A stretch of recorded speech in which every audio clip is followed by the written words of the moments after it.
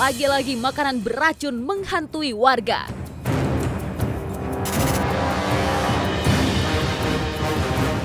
Puluhan warga Cianjur, Jawa Barat alami keracunan setelah memakan hidangan nasi dari acara Maulid Nabi 6 Oktober kemarin. Korban keracunan didominasi anak-anak yang mengalami gejala mual dan muntah. Sebanyak 28 warga di dua desa, yakni Desa Gunung Halu dan Desa Mekarjaya, Kabupaten Cianjur, akhirnya dibawa ke Puskesmas Ciranjang. Mereka diduga keracunan setelah memakan nasi box yang diberikan di sebuah acara Maulid Nabi di Madrasah DTA. Puluhan korban sendiri sejak sore hari sudah merasakan gejala seperti mual dan muntah.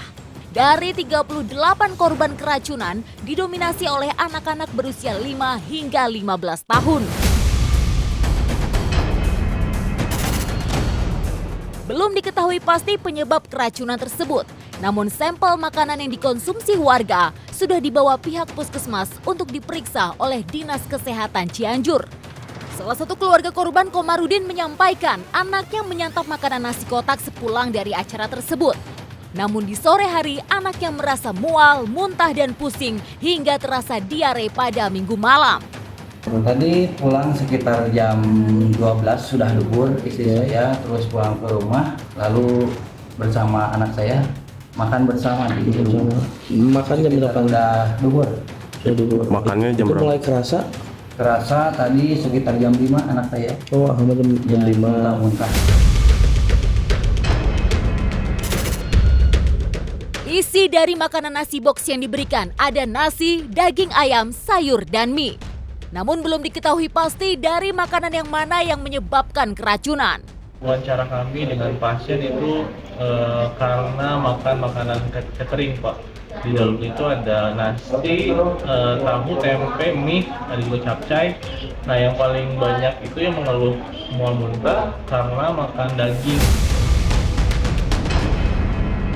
Hingga Senin dini hari, puluhan pasien masih dalam penanganan tim medis di desa dan klinik terdekat di lokasi kejadian tersebut.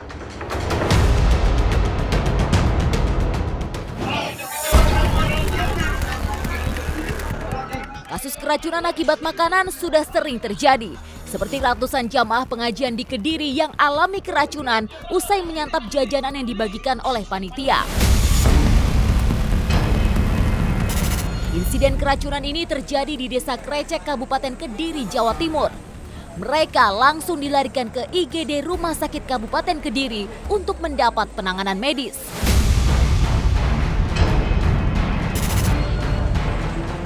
Rata-rata jamaah yang keracunan masih anak-anak dan remaja. Mereka mengalami gejala mual, muntah-muntah dan pusing setelah menikmati snack dan minuman yang dibagikan sebelum pengajian mulai. Paket jajanan ternyata adalah hasil sumbangan donatur. Korban keracunan yang dilarikan ke rumah sakit mencapai ratusan jamaah. Bahkan sampai ada yang jatuh pingsan. Panitia dari Selawatan itu membagikan berupa minuman dan snack. Jarak 30 menit berikutnya, ini banyak warga yang mual-mual, pusing, kemudian ada yang jatuh pingsan. Korban keracunan makanan mencapai 155 orang dan mereka masih menjalani perawatan di Rumah Sakit Kabupaten Kediri. Dan kasus dugaan keracunan massal ini masih dalam penyelidikan pihak kepolisian Polres Kediri.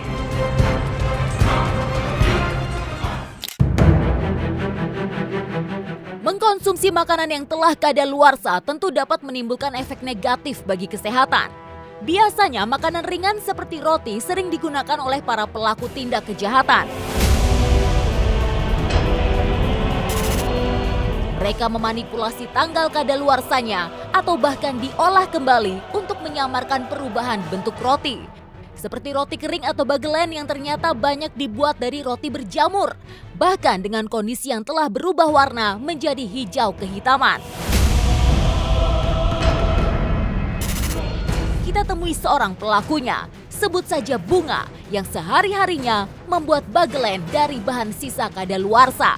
Wanita berusia 37 tahun ini mengaku menggunakan jenis roti yang biasa digunakan untuk roti bakar Bandung. Yang mengerikan adalah roti yang digunakan jauh dari kata segar, bahkan cenderung busuk.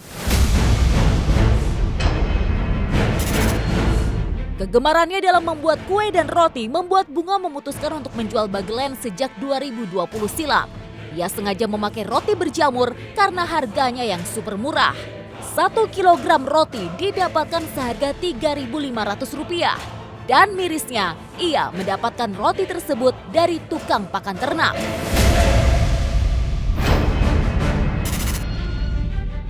Untuk membersihkan roti dari jamur, Bunga hanya menggunakan sikat gigi. Satu persatu jamur yang bersarang disikat sampai rontok dan roti tampak seperti baru kembali. Menurutnya, selain didapatkan dari pedagang pakan ternak, roti berjamur juga bisa dibeli di pasar ataupun di pabrik rotinya sendiri. Kadang kita belinya di pasar juga, kadang di pasar suka ada yang jual. Cuman kalau di pasar suka nggak dikasih buat apa, suka ditanya buat apa itu roti bulu. Jadi kalau kayak gitu biasanya jawab-jawabinnya apa teh ngeles-ngelesnya? Kasih buat makanan ikan, kadang kita suka diminum. Tak hanya dipenuhi jamur pada permukaannya saja, di beberapa titik jamur terkadang juga sampai di bagian dalam roti. Mau tak mau, Bunga harus memotong dan membuang bagian tersebut. Setelah semua bagian roti terlihat bersih dari jamur, Bunga pun memotongnya menjadi bagian-bagian kecil. Satu roti berukuran panjang ini biasa ia bagi menjadi 10 bagian.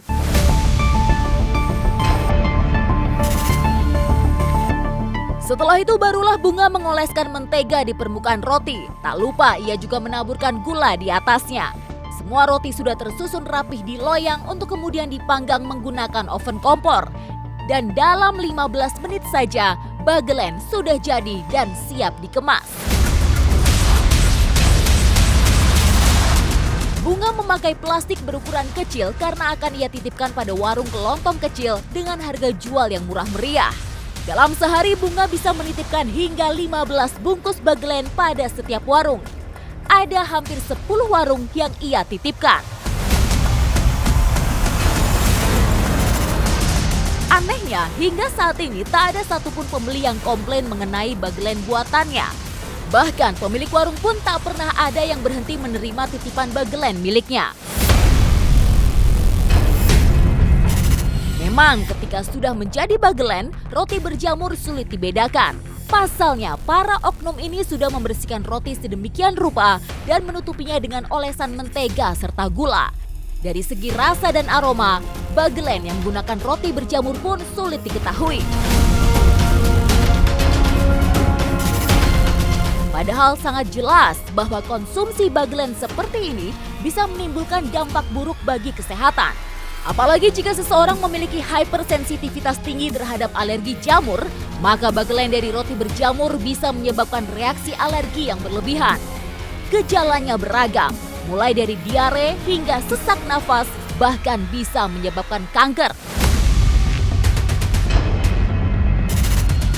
Untuk menghindari hal buruk terjadi, wajib berhati-hati dalam mengkonsumsi bagelen yang dijual di pasaran. Pilihlah bagelen dari warna alami roti yang bagus, bukan hasil warna dari menteganya. Roti yang masih dalam kondisi bagus memiliki ciri-ciri permukaan yang lembut serta tak ada warna yang berubah dari warna asli rotinya. Jika diperhatikan secara seksama, beberapa roti jamuran juga ada yang tetap menunjukkan warna hijau kehitaman meskipun sudah dipanggang. Kemudian roti tidak mengeluarkan aroma tak sedap atau apel.